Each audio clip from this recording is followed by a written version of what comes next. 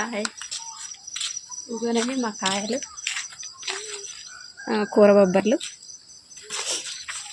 చాలా ఎక్కువ కాస్తాయి. ఈ సంవత్సరం మేము కందితో పాటు కూర బొబ్బర్లు అన్నీ వేసుకున్నాము.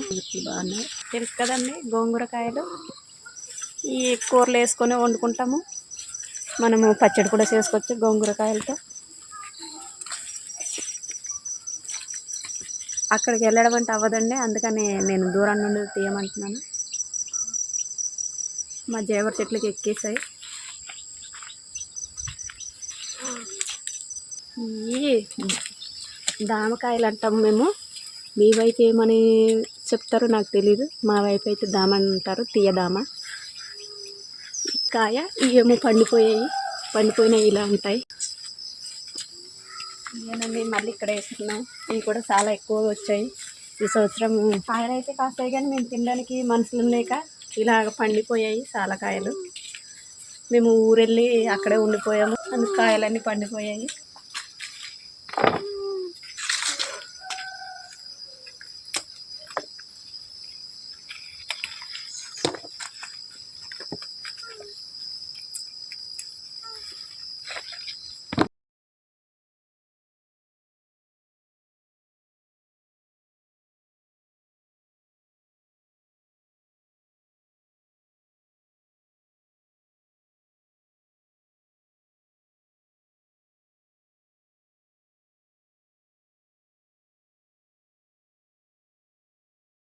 వీటికి తిగుర పప్పులు అంటాము.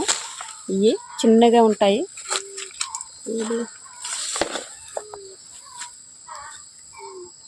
ఇంకా పరువుకు రాలేదు, చిన్న పప్పులు.